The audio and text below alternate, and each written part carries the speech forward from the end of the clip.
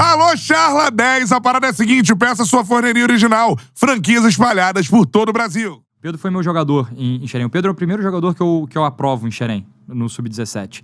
Eu chego, eu era auxiliar do Marquinhos Valadares, e o Marquinhos Valadares viajando com a geração 97, jogando Copa Rio, Copa Rio, Copa do Brasil, e eu fico com a geração 98 com o Pedro de teste. E o Pedro, isso que ele faz aí de gol de peito, esses pivôzinhos, o Pedro deitando em fazer isso. E eu tinha acabado de chegar no Fluminense, não tinha o meu olho ainda tão treinado pro nível dos meninos ali, e eu ficava na dúvida, cara, esse menino ele é tão bom assim mesmo, ou é porque ele tá treinando com os mais novos? E tô esperando a comissão técnica voltar, e a gente vai avançando nas competições, os caras não voltam, e bate a data de fechar a inscrição do Campeonato Carioca. E aí eu ligo pro Marquinhos, falo, Marquinhos, eu tô com um jogador aqui, cara, eu vou ter que aprovar, porque a gente vai perder. Aí o Marquinhos, não, beleza, nem vi o jogador, mas pode aprovar. E aí eu peço a aprovação do Pedro, o primeiro jogador que eu aprovo. Só o Pedro. Ali em Xerém, só o Pedro. E aí, voltando a falar do Pedro. O Pedro estreia no profissional, começa bem, artilheiro. Pedro tá em negociação com o Real Madrid, não sei se vocês vão lembrar disso. Questão de cifras para fechar com o Real Madrid. O Pedro convocado para a seleção brasileira. O Tite, principal. O Tite vai pro Maracanã ver o Pedro jogar e o Pedro lesiona cruzado. Não era Maracanã, era, se eu não me engano, Mineirão. Pode ser. Eu sei que o Tite estava no também estádio. tava narrando esse jogo. Fluminense e Cruzeiro, provavelmente. Pode ser. E ele provavelmente. Ele rompe o cruzado ali. Ou seja, olha a quantidade de frustração para esse jogador. Ele não vai pro Real Madrid, ele não vai para a seleção principal, ele vai ficar 8 meses parado. E aí depois acontece essa questão da... Então, ele não ir para a Olimpíada, não é só o fato dele não ir para a Olimpíada, é de novo ele perceber que as coisas podem acontecer para ele, até numa seleção principal, e ficar de fora. Então, sabe, é pesado pro jogador administrar essas coisas que acontecem, sabe? E ele queria muito, cara. Ele teve com a gente em algumas convocações, ele queria muito também estar ali. Foi claro que ele ficou...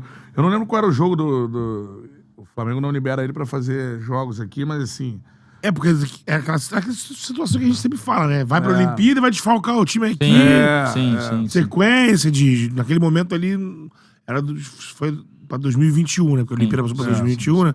Então o time bicampeão, e aí... 21... Mas vou te falar uma coisa. O período que a gente tá na Olimpíada, o Pedro quase não joga no Flamengo. Né? Porque uma coisa é você perder o jogador fisicamente, ele não tá lá. Eram, tipo, outra coisa é o cara tá lá e não tá com a cabeça lá também, sabe? Porque o jogador, pra mim, tudo que a gente falou de ideia de jogo... Se não me engano, o titular era o Gabriel. Era o Gabigol. Era o Gabriel, na época era o Gabriel. Ele era uma opção ali de banco. Ele era uma opção de banco.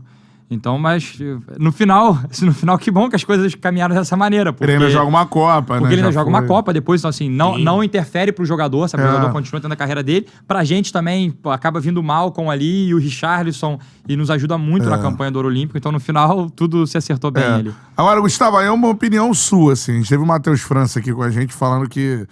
Eu pedi pra ele citar, sempre isso ficou na minha cabeça. A gente tava até debatendo isso agora há pouco, assim... Cita um jogador que atuaria na Premier League, assim. Aí ele citou o Pedro, que joga no Brasil, que atuaria lá. E vocês tiveram na seleção, o Richarlison, que atua na Premier League. Tiveram lá Bruno, Douglas Luiz, Matheus Cunha e tudo mais. O nível do Pedro é esse mesmo? Eu vou até pegar o gancho do Betão aqui, cara. Você que conhece ele de aprovar o cara lá atrás? Cara, a gente deu muita sorte ali da geração também, porque o Matheus Cunha é fenômeno. Matheus Cunha é fenômeno. Né? Fenômeno de inteligência, de entendimento das coisas, de passar pelo que ele passou, de contar que poderia estar na seleção e não estar, e as críticas que ele recebeu ali em um determinado momento de convocação dele. Cara, hoje ele é um dos principais, para não dizer o principal jogador do Wolverhampton, sabe? Então, eu acho ele muito bom jogador, eu acho ele um 9... diferente, sabe? Um 9 com um pouco mais de mobilidade, um 9... Então a gente tinha o Cunha, a gente tinha o Richarlison, que apareceu pra gente na última hora, porque a gente não contava muito com ele, e o Pedro. E assim, os três num nível, características diferentes. Inclusive a gente jogou com 2 9s, né? Nas Olimpíadas a gente jogou com Cunha e Richarlison, e se o Pedro tivesse, também daria pra jogar com 2 9s ali.